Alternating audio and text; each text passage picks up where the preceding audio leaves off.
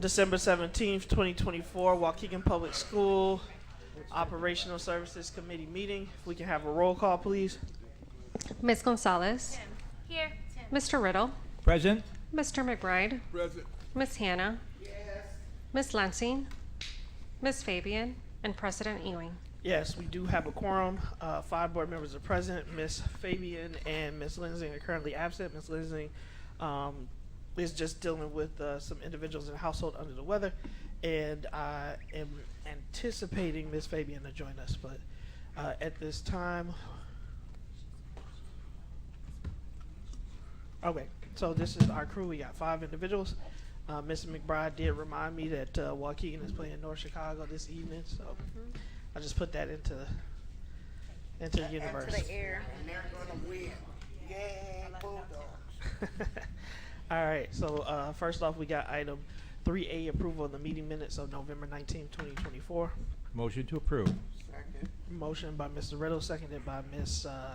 Hannah. Any comments or questions on the motion? Corrections, changes to the minutes? Good. All in favor signify by aye. Aye. Any opposed, nay. Minutes are approved. We don't have any real discussion items tonight, but we do have some information items. Approval of facility rental waiver request for Nike Soccer. The information that's presented along with the amounts. All right, item 5B, the SPED homeless transportation RFP results.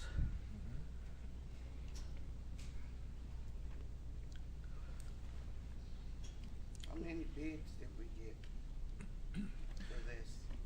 So, good evening, board members, staff, superintendent. We received 7 proposals for the special ed homeless transportation RFP.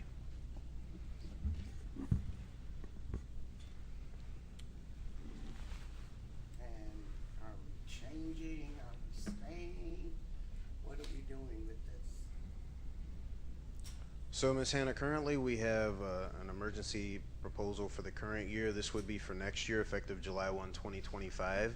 And we'll be recommending the 2 vendors that are on the score sheet here. That's Lakeside and North American. Who's North America? Illinois Central. This is their official name, but Illinois Central, who we currently are under contract with for our general transportation. So why are you guys naming that North America or whatever? Oh, I'm sorry. sorry about that. I'm just asking, why is the name changed? So, Ms. Hannah, it's not a name change. Illinois Central is part of a larger corporation. North America is their official corporation, and that's the company that submitted the bid documents for them. Right. Illinois Central is the branch of the service that provides service for the state of Illinois. Okay, and I understand that, and thank you for that explanation. However, it kind of confused me when I was looking at it, and if there had been maybe like Illinois Central in parentheses, then it would have been, you know.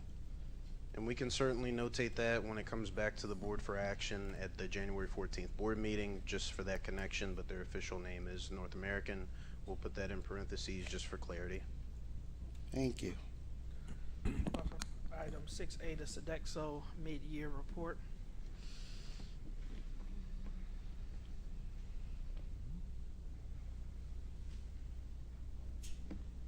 Does Sodexo ever come back in and do the presentation? Are they going to do it or no? So tonight, this is just provided for information. We'll be updating the board when we come with a recommendation for food service vendor for next school year and have a more active presentation at that time. But this is a mid-year status report based on information they presented earlier this school year. Thank you. When does the bid open up for the food vendor? So that is at the district's discretion. So we wanted to provide this mid-year information because last school year there was a request to provide it earlier in the school year before the district made a recommendation of whether or not it wanted to do a 1-year extension with Sodexo or open up the proposal. So we're providing this information to you now so that if it's the board's desire outside of the district's recommendation to do RFP, we have ample time to do that, unlike we did last year. So again, this is just for your information, and we'll be coming back with a recommendation in January. Okay. Ms. Vann, I saw your hand. Are you No, good? you didn't. Okay. All right. Item B, the holiday meal distribution information is December 21st. Can I ask a question about this? Of course. Is this something that we're just doing? Is it required that we do it, or what? So this is not a requirement. We're doing this with reimbursable meals for our families. We have done this in the past, I believe, and Ms. Williams, and correct me if I'm wrong, the 4th year? Is this the 4th year? So we've done this during winter break since COVID, and we're going to be distributing 500 meals, 5 breakfasts, 5 lunches. Per day? On December 21st, we're going to be providing them between 9 and 1 p.m. at the Brookside campus. It'll be a drive-up style, so families can come and drive up. They'll get their meals in boxes, and we're trying to provide enough meals for the week. Okay, and so how is this information getting out to the families? So we have attached a flyer to the agenda item, and I know Mr. Alajakis is Yeah, I not saw here, the but flyer. we'll do a social media post and a blast like we did last year, 2 to 3 days prior to the event occurring, so that it's recent and current in individuals' mailboxes and information. And we've drawn quite high attendance over previous years, and we've distributed all the meals in the past. How many roughly do we distribute? Do you have an idea? So, Ms. Williams, Ms. Williams, can you speak to the specific numbers? But we do have 500 meals set for this year. 500 sets. So we'll And we've, and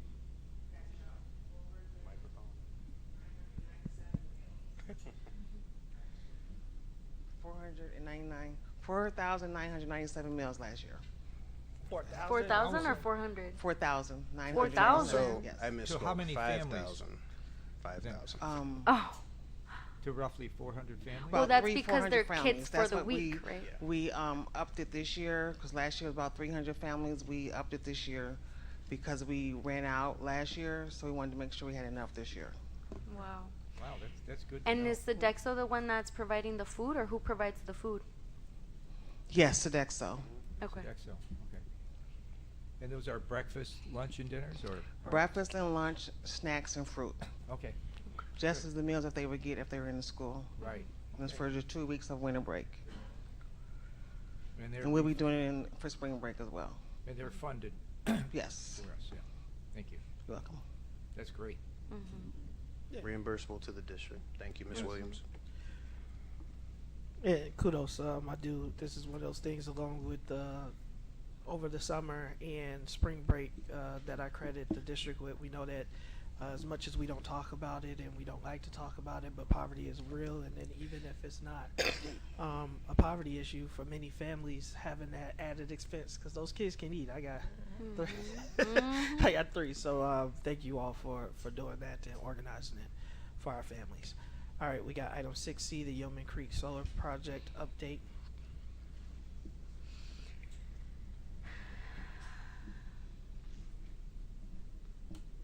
Is there anyone here from? No? Kathy's not here So we're- sitting with me, so just go ahead, Mr. Vukovic. Yeah, Right. they're just, what does mobilizing a second subcontractor mean? To begin erosion control? Sure. So I can state a little bit in addition to what's in the agenda item. So they do have a date of today to mobilize and do some surveys of the site. They do have a construction time period going back to what the board originally approved for the extension of December 31st to start construction and an end date of June 27, 2025. So they're doing some preliminary work. We have been in communication with them with legal counsel recently to ensure that they can meet those timelines, but they're supposed to start construction by December 31st and be completed by June 27th of 2025, and that's the most recent timeline that's been approved.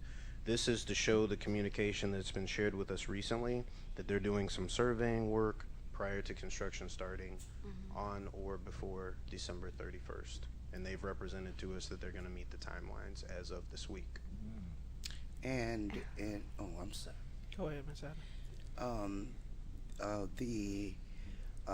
The remediation group for this property, I know that should have been something that was taking place before all of this got started, and so everything is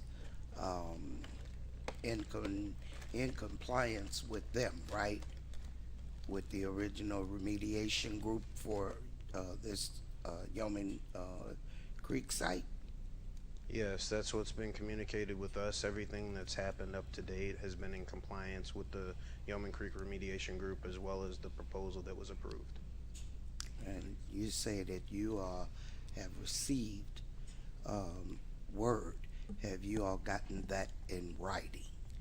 So what's represented to you this evening is in writing that was facilitated by the Yeoman Creek Remediation Group legal counsel and also representing the district as legal counsel direct with the contractor. Go ahead, So- Ms. Vukovic. Oh, Sorry, yeah. and then I'll come back to No, you, no, Ms. you- Gonzalez. They're bringing the microphone. Mhm. You go. Ms. Gonzalez. Oh, what I was gonna say is there anyone? Well, two questions. Is there anyone from the district who is gonna be there just to see that they start? And are there provisions in the event that there's inclement weather? Because they say that they're gonna start December 31st, but what if something happens? What if it snows? What if? So we'll be driving by the site on a periodic basis just to see how they're mobilizing. I will confirm in the contract those provisions, but at this point they've had ample time. Right. So we're not anticipating that, and they've committed to these dates. But we'll be driving by the site after December 30, starting during winter break and after December 31st, just to see the mobilization and ensure they're staying on schedule. And they're not breaking any of those seals. No, Miss Anna. Question is, what penalties are there if they don't start by December 31st? I know that the district has hired a special counsel that deals strictly with that solar site. I Right. don't know whether the district gets reimbursed, but that lawyer's been on for several years now. Yeah, so if there's an issue of non-compliance as far as penalties, fiscal penalties, I don't have the full contract in front of me. I want to make sure that we get that to the board in writing just to make sure I don't misspeak. But there is a penalty if they don't meet these timelines and start construction specifically on December 31st, 2024. So we'll And- put I that mean, in. if it doesn't start now, we may have blown a window because of the changes in Legislation. Washington D.C. Solar isn't going to have quite the favorable Right. as it has the last couple of years. So I hope this doesn't get blown. And Fair point, Mr. Vukovic. I think, thank goodness that our state has investments, and we'll see if they hold to it in the new budget. But that was what I was going to say, is I've been very disappointed. I was not supportive of the extension because there were promises made and promises unkept. And now we get this letter 2 weeks before the first deadline is coming up saying that they are going to survey and look at some stuff, right? And does that meet the contractual language? So I would encourage this board, and depending on when the timeline is, the future board, that if they do not comply, to remove it. It's because I think that the window is moving, Mr. Riddle, and even at the IESB or at III, there are many other contractors who are interested, who have interest in Illinois, who would be able to move this project along. And so we've been tied up because of a contract and a lease. So I would really encourage the district and the board to look very closely at this to make sure that they meet those deadlines. And if they don't, I wouldn't and suggest that we don't support any types of extensions. I would Right. even say, like, can we, I mean, does it take 6 months to put up the solar panels? So that is the time period they have been allotted per the contract. Right. Okay, right. so that's in the contract. Right. I'd like to back up what the board president said as well, because at AAAI, I did talk with several vendors who said, when I told them about the delays on this project, they were flabbergasted. And they said, you know, if you guys were to talk with us, we would put it in writing, and we would move very quickly on this. And they have experience as well. It sounded like this was the only company that had experience putting on, and they're not in state either, had experience in putting this stuff on brownfields, and that's not the case. When I talked to several of the vendors out there at III, they said, yeah, they have experience in that, and they would move quickly with getting this okayed. So I would say by December 31st, if they haven't started anything, the contract should be null and void. We've got an attorney who's written on that. Right. The board approved it. It should be null and void, and we can look for somebody else. Because And- coming this late into the thing looks like they're really just dragging their feet again. We'll see what happens, but Mr. Moulton, can you ensure that Ms. Vanderbrook puts this back on for closed session for our first meeting in January? Yes. Because who is our attorney? I can't remember his name. His name is Mr. Sheldon. Right, Mr. Harvey Shelton, Shelton. Harvey Harvey Shelton. Shelton, and I certainly hope that you all are in contact with him Yes. about this. And you know, I'm sure he would be able to answer the question in reference to deadlines and meeting deadlines and penalties and so forth. Yes.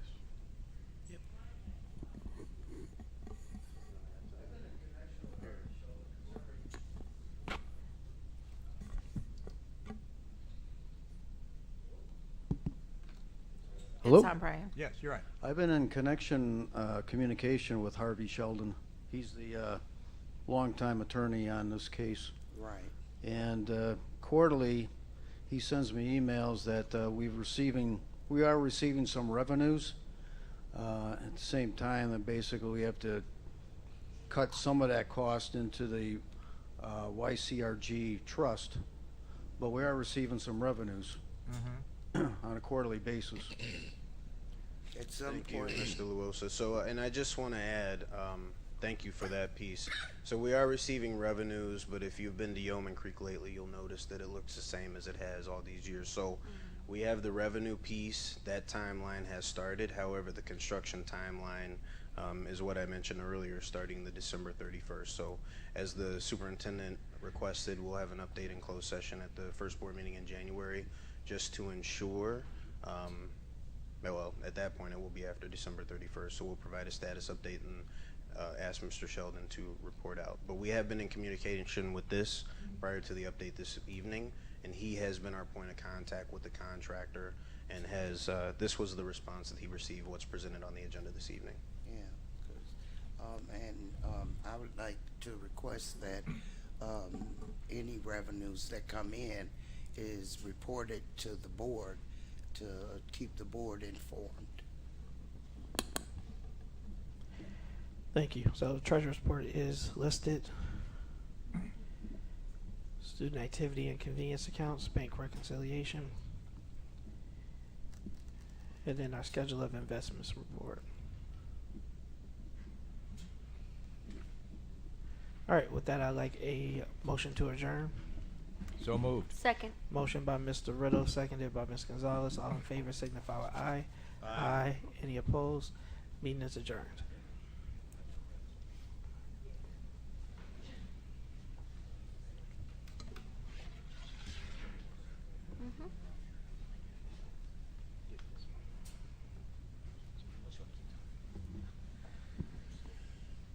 All right, it is 6:20. I'd like to call to order the December 17th, 2024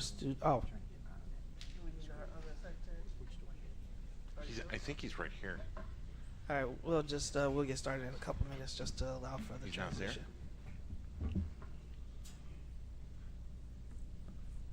Thank you. We,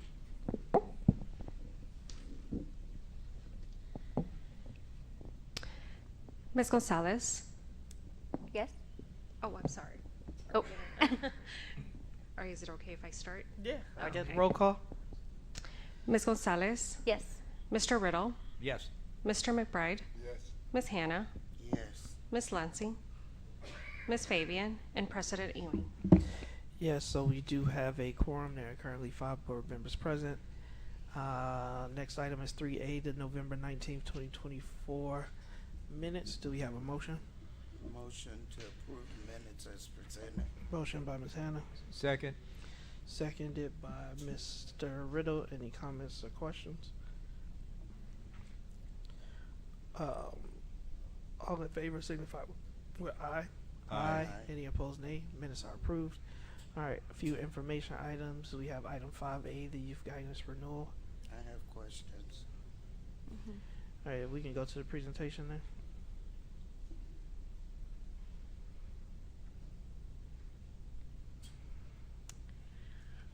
If you want to just open up the PDF, and then I guess, Ms. Hannah, if there's a specific question that you have. Yeah, I do. I am opposed to this, this contract, the way that it is being presented, because we are approving, number one, Use the mic, Ms. Hannah. we are approving a multi-year contract at this time, and a new board will be coming in, and it will be their responsibility to approve all contracts after 2025, and we are being asked to approve this contract all the way to 2027. It makes no sense. It's not responsible, and we should not do this at this time. We could go 1 year and let the new board decide what they want to do from that point on. But for us to do this, it's very irresponsible.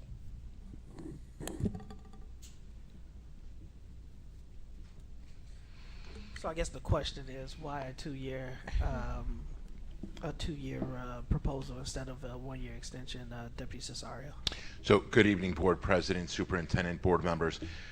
There's a cost savings to doing multi-year contracts. We have been working with youth guidance for a number of years now, and that is the most succinct answer, is that there's a cost benefit to having multi-year contracts. So, I did ask Nick to see if Ms. Vanderbroek is still in the facility, because I do know during our executive team, we discussed the benefits of some multi-year contracts and how it does save the district money over time. I do not know if she is still here, but if she is, I'm going to ask that she come up and speak to this. We don't need the attorney to tell us that that we are approving this this is 2024, 2025, 26, 27, 3 years out, multi-year. We should not do it. We should not lock the school district in, and at this time, and with a new board coming in, let the new board take that responsibility and do that. Your point is noted, Ms. Hannah. We're not arguing over that piece. So your position is well stated. Ms. Yes. Hannah has stated her position. Are there any other questions about the proposal or the request? Go ahead, Mr. Vukovic. 2 years? No, you know, come on now. Aren't you reading the tea leaves in Springfield? Right. They're talking about being $3 billion short. They're not adding new programs. They're looking at ways to cut. Education has benefited very well from Springfield the last 6 to 8 years. But at some point, they're going to say no, or they're going to look at your student population, and you're going to have a cutback.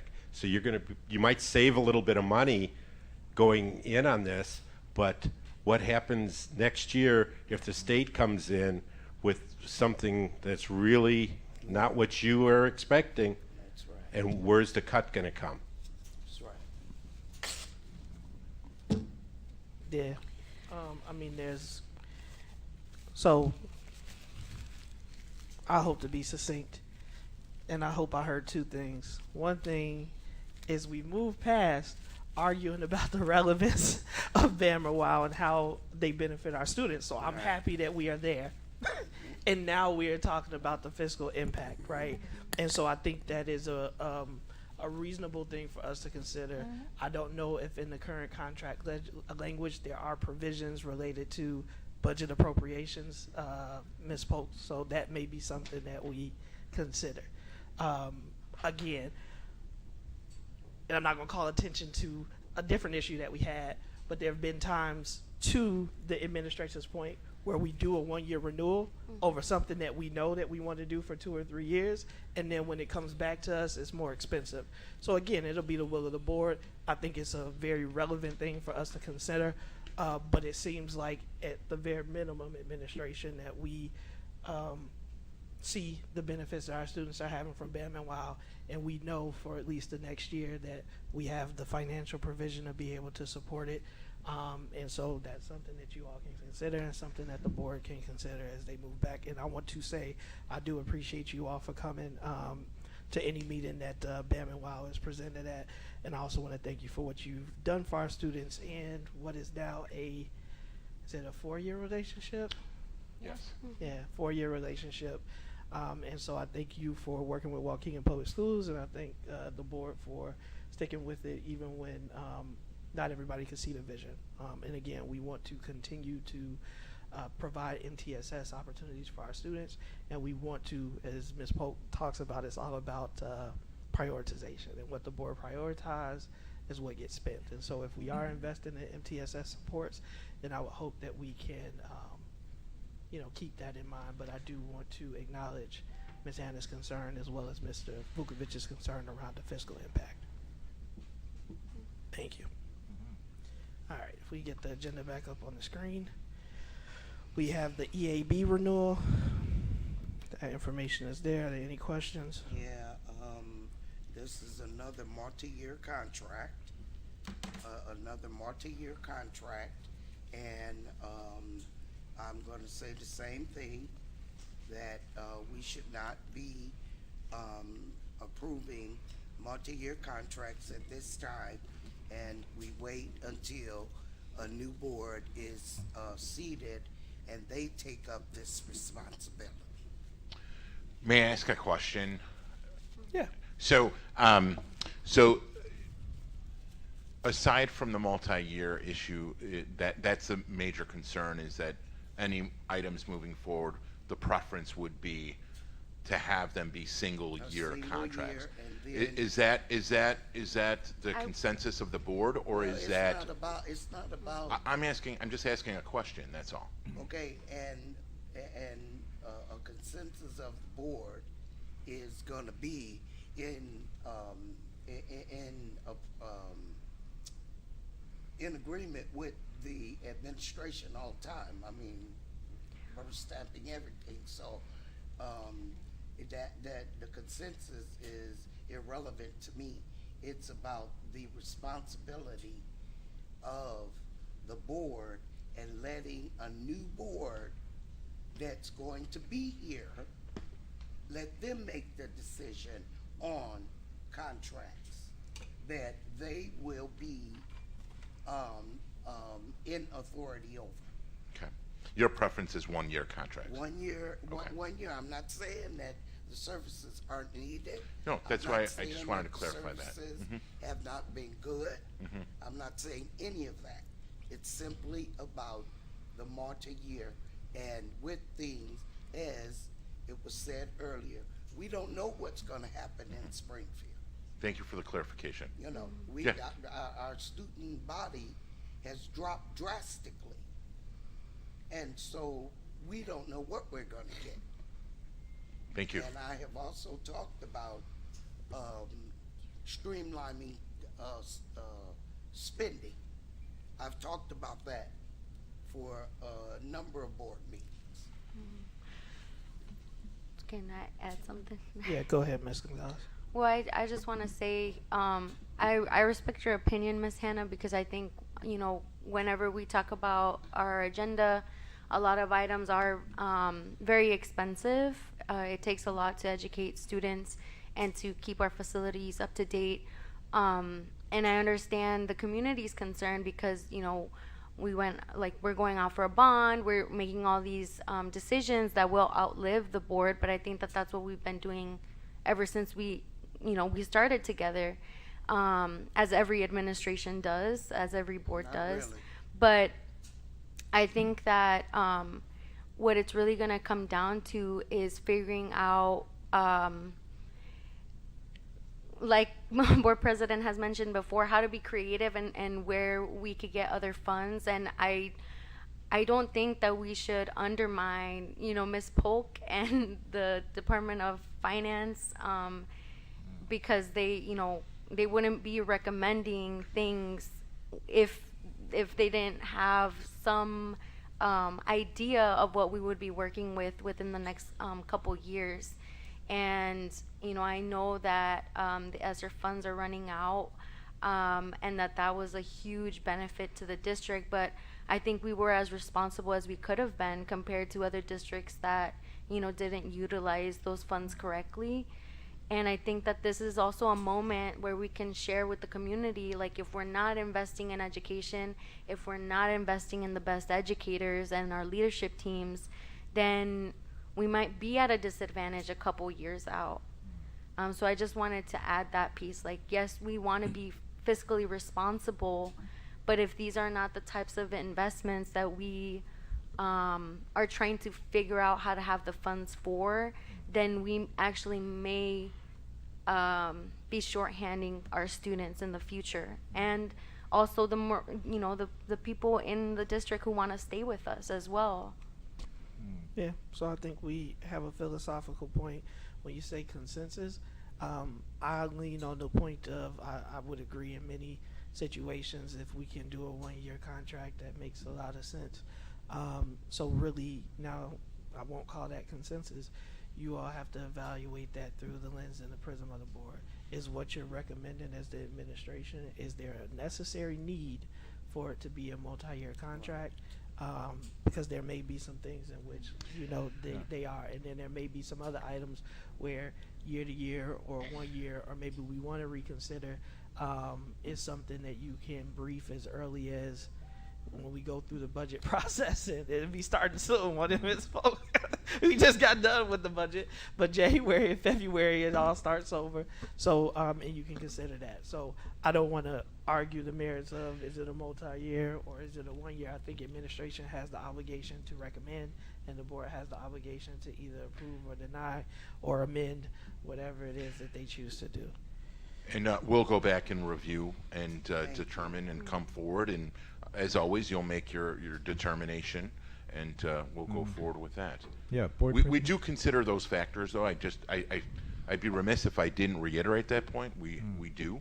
We know that there was a request in the past to have single or 1 year contracts. We looked at it overall. We talked about what we were using, similar to what board president had mentioned, and we thought it would be in the best interest moving forward because they are aligned to our priorities. And so when we're talking about the budgeting process, we are talking about our priorities, and if we need to pull something off, we would reprioritize. But we will go back and review it again. We take what you say very seriously, but we also, as board president mentioned, we will put forward what we believe to be in the best interest of the district as a whole. It's not a matter of convenience, it's a matter of how can we do in the short term and in the long term, how can we adhere to the principles that we have while also being efficient with the dollars. And one of the prisms that you are looking at when you're bringing multi-year is you are looking at cost savings over time, knowing that you will be going, as we've been with BAM for 4 years. Is that one of the prisms you're looking at it? Well, the through that lens? efficiency sake, we know that it's aligned to a strategy, and we know that we want to continue with it. It's part of one of our priorities, And that was the consideration. Same with EAB. We've had EAB for 5 years. We continue to use them, and we've expanded with them. With other contracts, So can you we've answer went my question single year. directly? Is there a cost savings with There is a cost EAB savings. and BAM by doing multi-year There contracts? is a cost savings. Yes, the answer is yes. The Thank answer you. is yes. Thank you, Dr. Cesario. And the cost savings may be right now, but we don't know Right. what the cost savings is gonna be 2 years I think- out. And Yeah, I Board think President, can I we just get ask? that one point. I guess I'd feel more comfortable too. Ms. Hannah's concern is my concern. That is one of our largest contracts. So I guess I'd like to see, how much is the cost savings? We can pull For- we you can know, pull that's that just, back, and we you know, can come up with other yeah. iterations. We're Yeah. happy to do that. Some of these and other bring that contracts I'm back. not so concerned about because they're a lot less. But Sure. $2 million, over $2 million is a lot of money each year. Sure. So we will we'll pull that back, and Yeah. we'll come back with another option. I don't know if they're saying pull it back. What I'm no, hearing no. is they're looking for different iterations Yeah. of what 1 year would be versus 2 years. That's what I'm is the saying. cost of- We'll, okay. we'll pull this one back. I'm not saying we're going to retract it in its Right. entirety. I just wanna What make I'm sure, 'cause- saying is, to define pull it back is, we will pull back this multi-year and propose 2 other options. And it seems as though everyone is in agreement on the services. Yes. So it's just the length.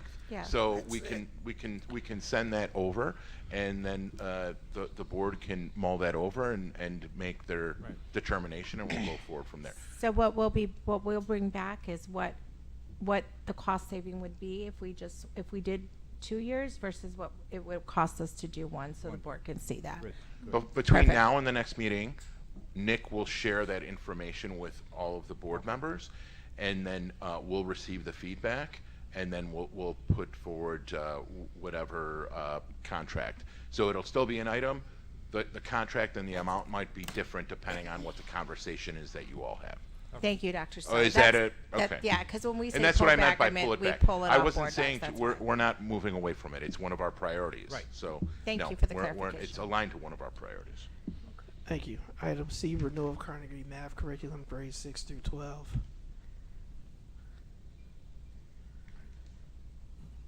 Item D, renewal of Carnegie Learning on-site professional development support. Now, is this gonna be, I see training sessions for middle school and high school Yes. building leaders.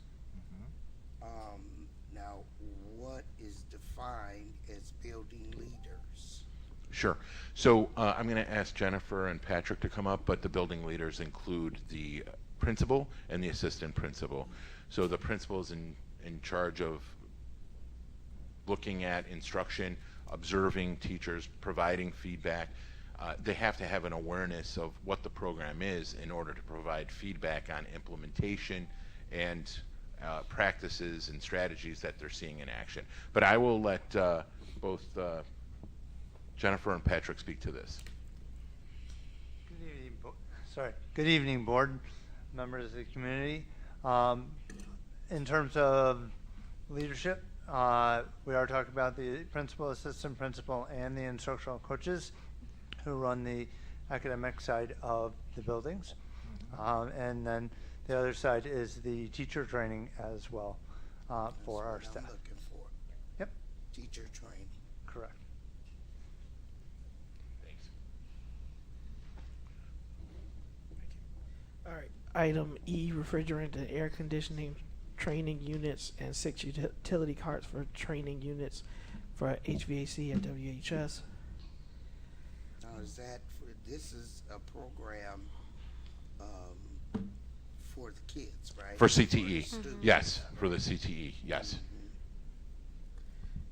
Glad to see Our it. career and technical education, excuse me. Sorry, Yeah, yes. I'm glad to see this, that this is, on the agenda, and it's,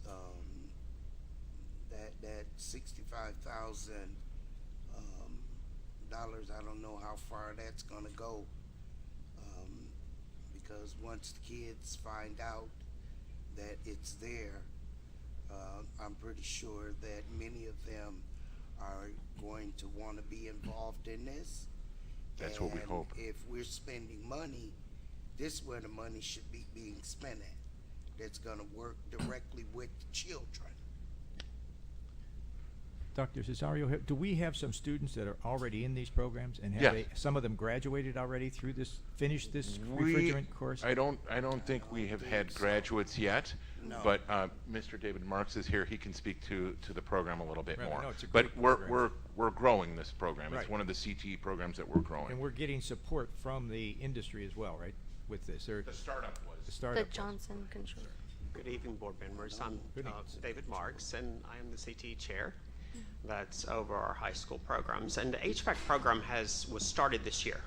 Okay. We do have a full class of 24 students that are enrolled in this class, and one of the reasons why we need these units is because a typical HVAC program is going to have 12 to 15 students to one teacher. This unit provides group work for each of the students so that a teacher can run an entire class with multi-students, so that next year we can run a full capacity of 2 HVAC 1 classes and 1 HVAC 2 classes. When the students complete this program, they will not be able to be certified in HVAC because there'll still be one more year to obtain, or it could be a matter of only months depending on how much credit they get, but they will be able to take these credits they earn here and transfer them to CLC to complete and receive a certification in HVAC.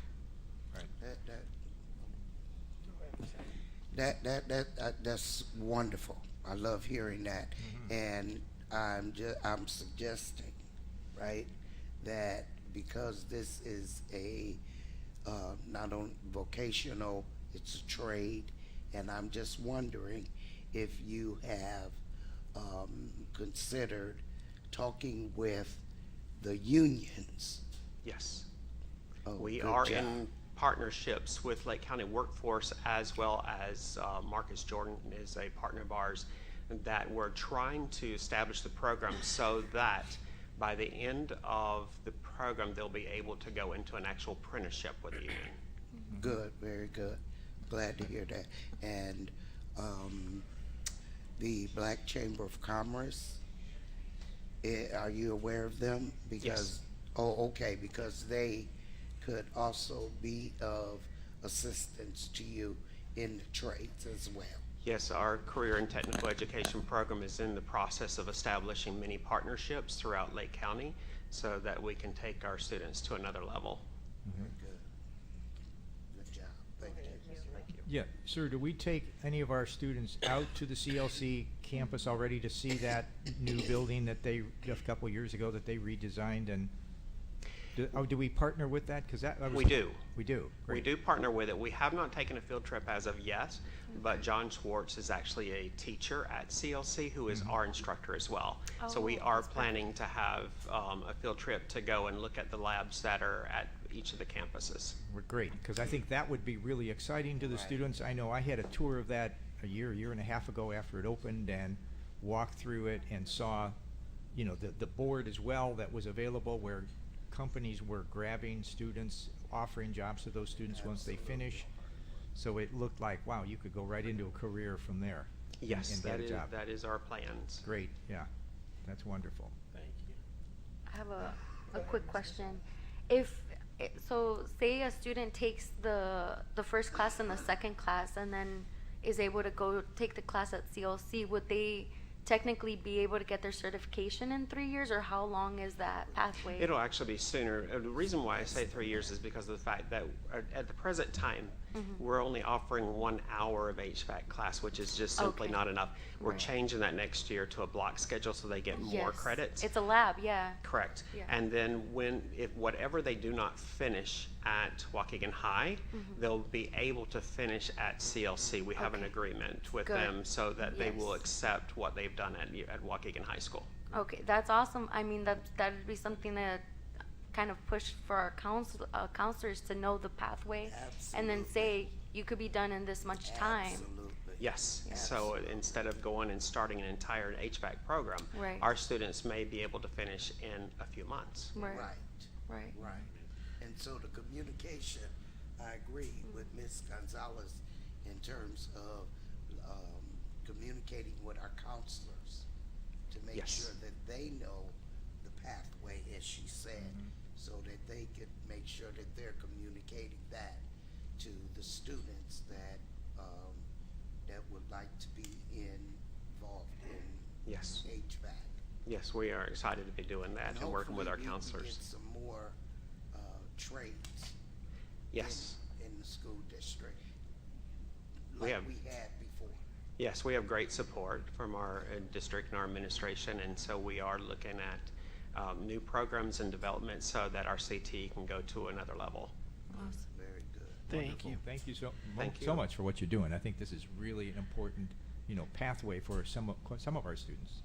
And will get exciting for them as they see that the possibility, some of those, and please, if you could advise us when some of our students have graduated and moved on, I think the board would like to know that and follow up with those students to see when they finish. Just, it would be cool to have some of those students as well come back and talk to students in our program to let them know they've gone through the program and now are employed. I know our students will be very excited to share with you. Right, some alumni. Thank you. Thank you. Thank you. Thanks so much. All right. Item F, the American Institute for Research Air Contract. Yeah, I just got one question. What are they assessing that we don't already know? Thanks for the question. I'm going to ask Amanda Maluski to come up and speak to that.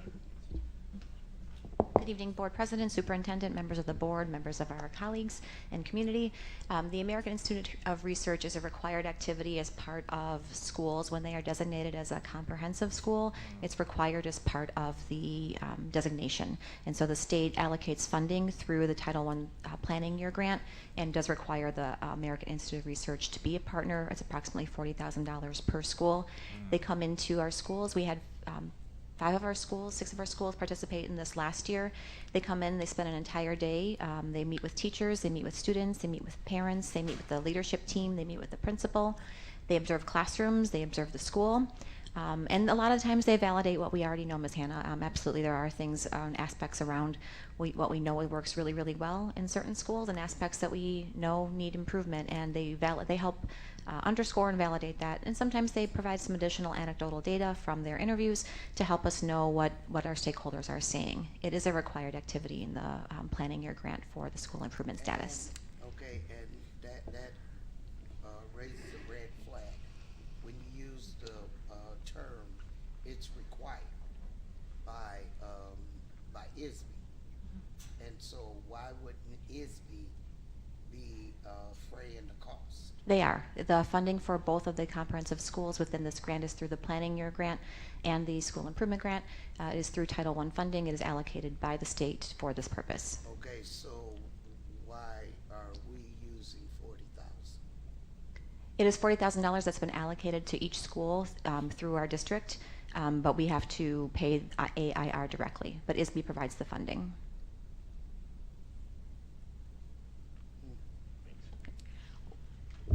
I wanted to say just one key thing, that whatever the findings are or whatever is validated, I think that needs to be explicitly referred to when it comes to the SIP plans. To say, like, we knew this and then this happened because of the assessment that we got comprehensive, and that these are the things going into the next school years that we're looking at to improve, and this is the method of addressing that. Thanks for the feedback. All right, item G, the Whittier IB training. Information is there. Right. I guess my only comment is definitely we have to support this because we've got, the first IB school and they need training. Correct. Those teachers trained and we want to keep that IB designation and move it further up. And we're working on, exactly, Mr. Right. Ritter, we're working on expanding that continuum from elementary to middle to high. Right. So we're continuing that work. Thank you for continuing to support that. Right. Thank you. Item H, AAMI RFP results. Yeah, I had asked board president earlier today if the board could see the RFPs that were presented, because I'm a little confused at the Ms. Anna, the individuals. mic. I'm a little bit confused at the individuals that has been chosen for this initiative. And there were a list of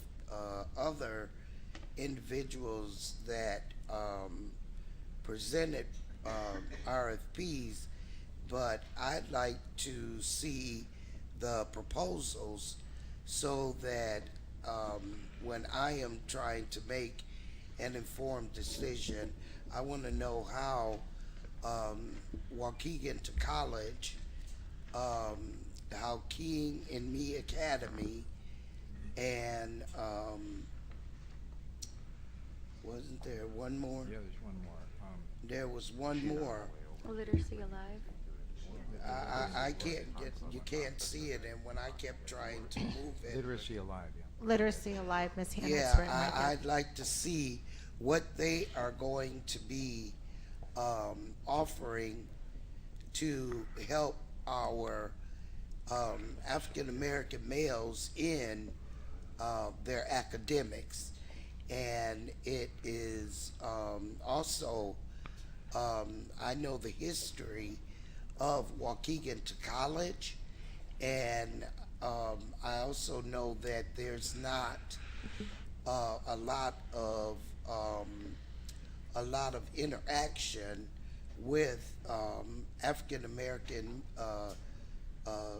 students in that program. I've been with known Waukegan to College since the onset, and this doesn't look right, and I am asking that that we take and we consider putting this back, this RFP back out to bid, unless you all can show me the rubric that you use to choose these individuals and what they're bringing to our African American students. Dr. Cesario, I can't, I'm going to handle some of it, not all of it. So, Ms. Hannah, I did receive your email. I don't know if you received mine prior to coming here because I did respond to you later in the day. I stated that I would not have those ready for today. I did speak to Ms. Vanderbrook, since this was an RFP through legal, what that would look like in getting you all the proposals. She will be emailing the board tomorrow to state if you all want to come in and review the board should not have to go in. May I finish my statement? Just, she is going to email the board tomorrow, letting them know what would be the process to see the rubric and the proposals, and at that time, I don't know exactly what she's going to put in the email to the board. You all will have access to that. So I know you didn't know that, so I was just responding on what I had found out. So the rest of it, I'll allow you to answer. Sure. So, I'm sorry, did you have another question before? The question, I want to try and be succinct.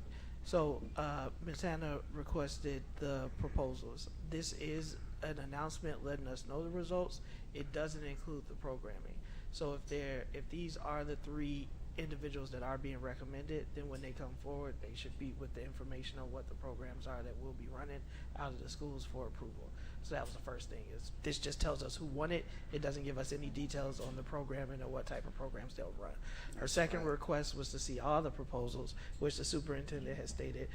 Again, that's possible. The reason why is this process is very strict, just as it would be when you are awarding contracts related to plumbing, HVAC, roofs, all of those different things. But it is, I think, a fair point that the rubric be shared with the board, along with making sure that we can see the information on the others.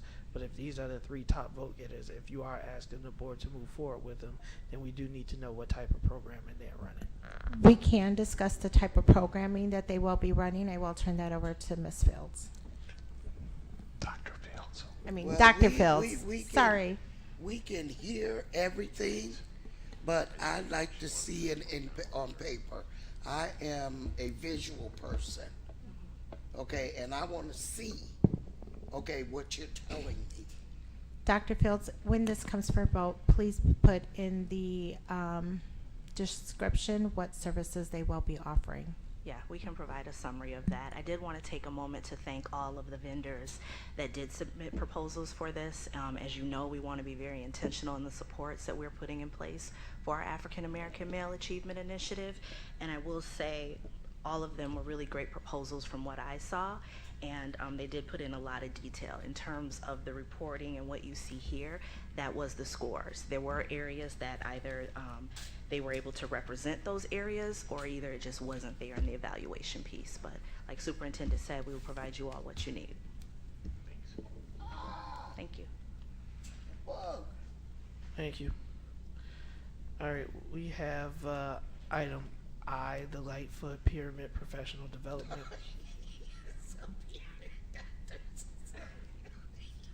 No, she has. Oh, there's on the something, microphone. I see, okay. But we got the Lightfoot Pyramid Professional Development. Yeah, what is that?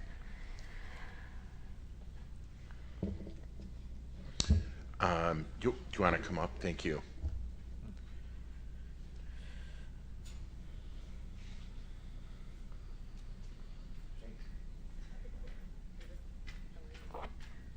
Good evening, everyone. How are you? How are you? So well, it's not my professional development, it's for our building, but the pyramid model is our social emotional development and also our way of accounting for students' social emotional development as well as staff for preschool, for early childhood. So it's from birth to 5. So it's a model also for problem solving, or MTSS. So it has like 3 tiers of development that we should be going through. But the first we start with is the nurturing environment, and as well as an enhanced workforce. So what we are doing now is basically at level 1, but we also, I know Dr. Bubbles is here, but we are also looking to become a pyramid model site. So we're applying for that this school year as far as the EPIC program, and I don't want to speak for the whole program, but I know our building is also applying for that. So this will help train up our leadership team for this. So. Thank you. Okay. All right, item J, the Assured Health Contract Increase. I guess I could have done that too, but.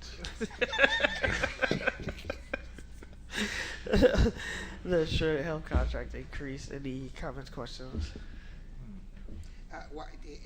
It's a big jump from 400,000 to 900,000. Right. So I can have both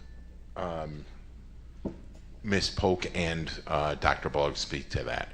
So thank you. And then also Dr. Cesario, what have we done to hire our own nurses? And my daughter is in healthcare. Yep. And there are nurses that are available. I'm going to let Dr. Bubble speak to that, because you're absolutely right. And so he's going to talk about some of that right now. So he'll address the cost, and then he's going to talk about a new strategy. It's not really new, but something different that we can do to address the shortage.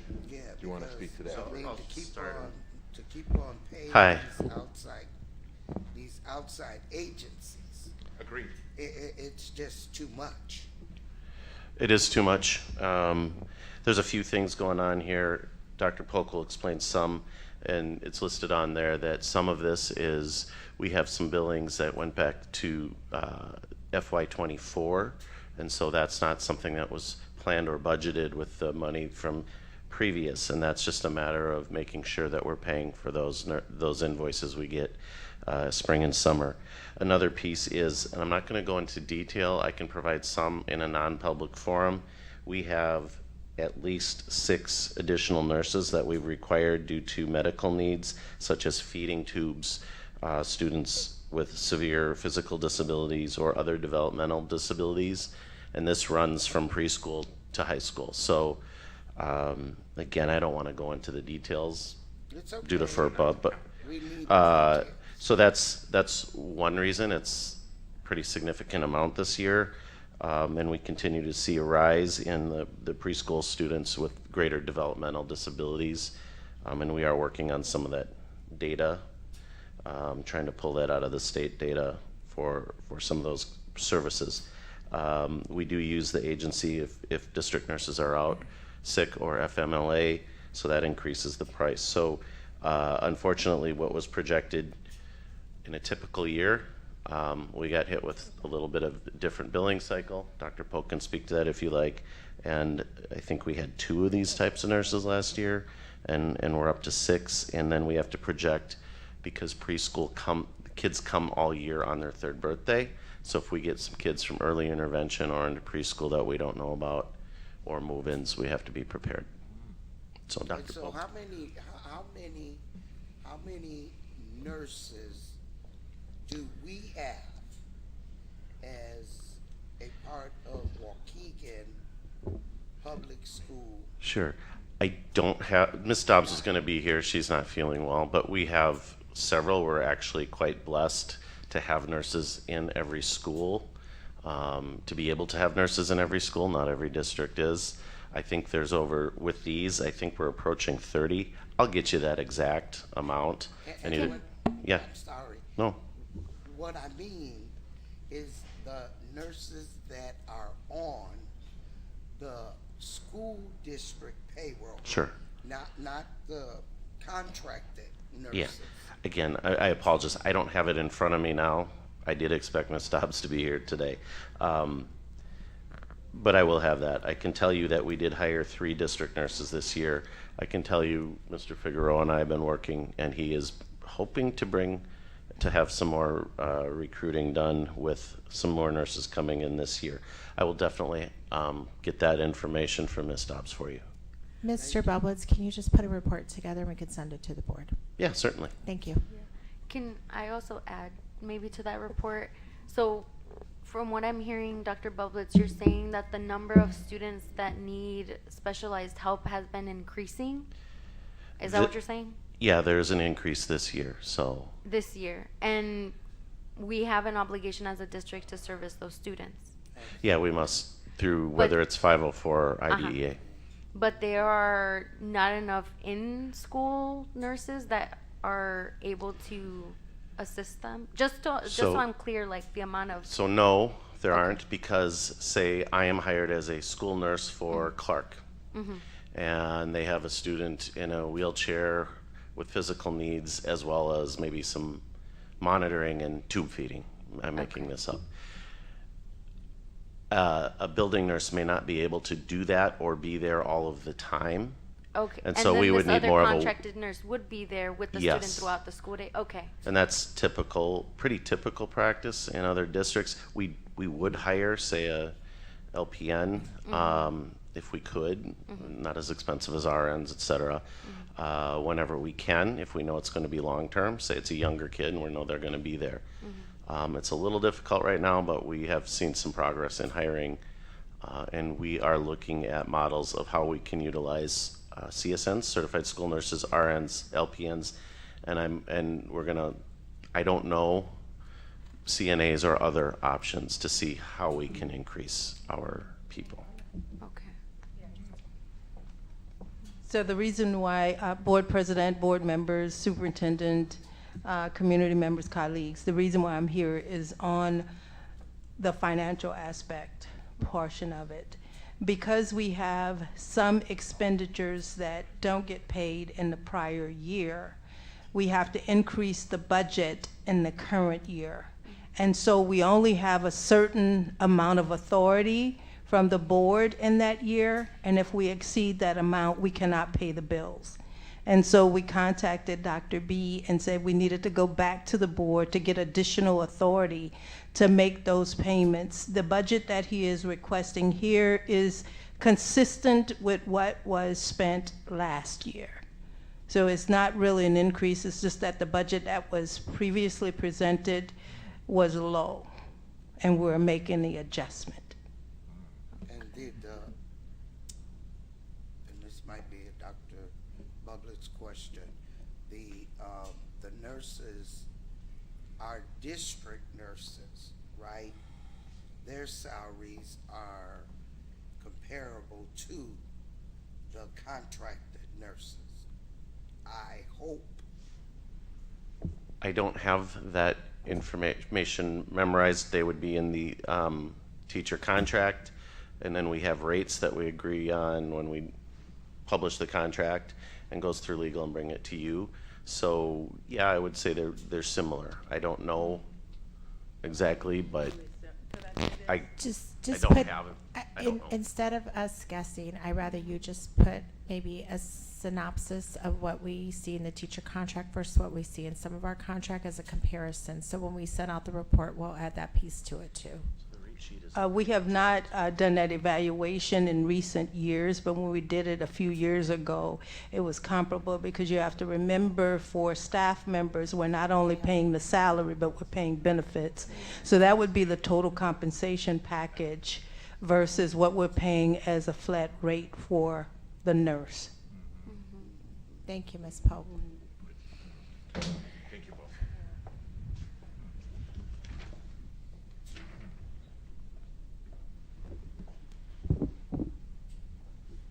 All right. So item K, approval of 5-star interpreting contract. The information is listed there. And are they getting trained? The interpreters? Yeah, when I say that, I mean trained to understand IEPs. Because remember, I asked about this before. So this is strictly for interpretation, for sign language interpretation. Right. When we have, I think we have 5. Is that right? 5? Okay. This is a contract. She wants to know if they're getting trained, but it's merely for the translation. It's strictly translation. It's the same as if you were, it's another language, so it's the same as if it was Spanish or Malayalam. And so no, they don't necessarily have training in IEPs, but they do come trained with understanding of American Sign Language, deaf, hard of hearing culture.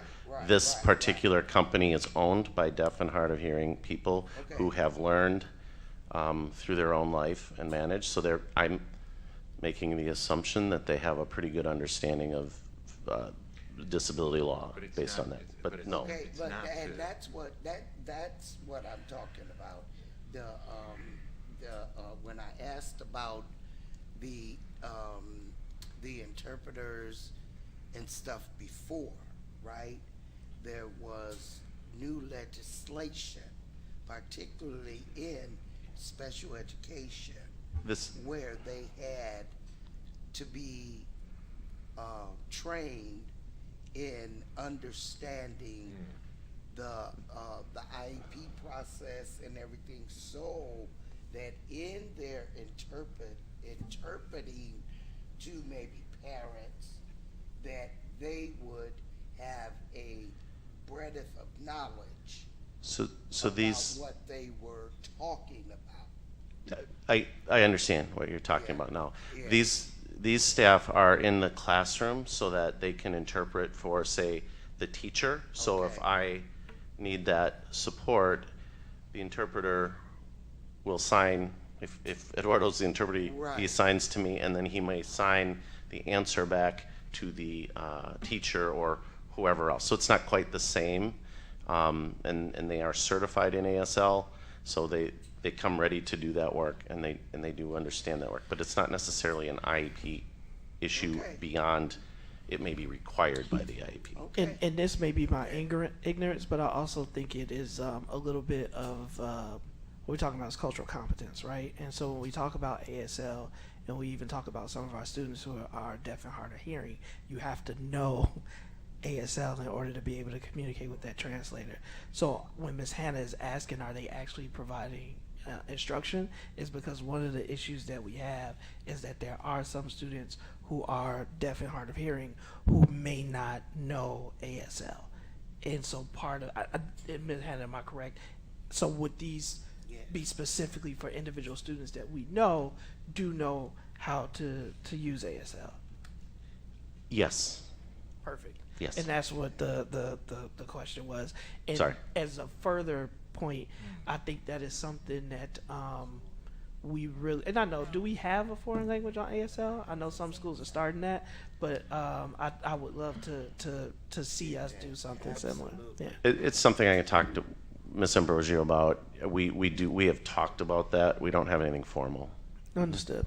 So glad that we can support these students, and we do want to make sure, as we want to be a more welcoming district and welcome our students with different abilities, we want to make sure that even you know, I like to learn ASL, so that's where the heart of the conversation was coming from. All right. We used to have classes, ASL classes. Yeah, there used to be. Absolutely. Yeah. So that may be something that we want to look at in the COG. And these teachers do a wonderful job, you know, and these interpreters. We had our Lions Club had a Christmas party and bowling party for the children recently, and many of those children, in fact most of them, are either visually impaired or deaf and hard of hearing. And so, you know, the instructors or the teachers and aides were able to talk to these kids. They enjoyed themselves so much getting, you know, and doing this. So yes, we're servicing students with those special needs, and they deserve that just as much as any other child. Absolutely. And it's wonderful that we have staff, and when we need extra, we have them available to help in these situations. So it's very important. So I Absolutely. certainly support what we're doing here. Yep. Thank you all. Can I, since we're doing, can I I need to make a comment about something that is on my heart and that has been in the news for the last couple of days. Go ahead, Ms. Hannah. Okay, Superintendent, Dr. Cesario, with the unfortunate tragedy that took place in Madison, Wisconsin, I was watching commentators talk about it, right? I was watching the one gentleman, right, was on talking about the gun violence and the gun reform, right? But there was another gentleman that hit the nail on the head, and that was about what is going on in the schools with this bullying and all of that stuff, because the victim usually becomes the perpetrator. And reason I'm saying that, I know at one point we had a vibrant bullying initiative district-wide. I am hoping and praying that we still have that, and if not, we need to look into that, because there's legislation that says that school districts have to have that. And I'm not saying it's a solution for all of the shootings and all of that, but I think we need to really focus on and prioritize getting back to what is bullying.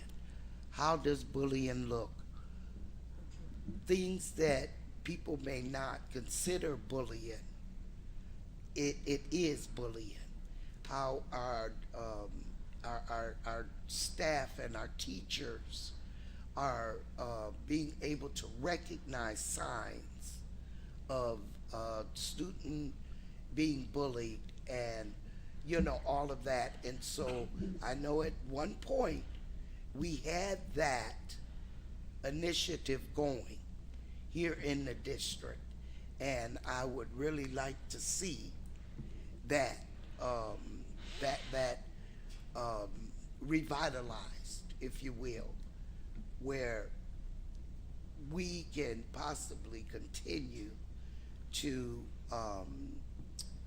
not have to worry about a tragedy like that coming to our school district.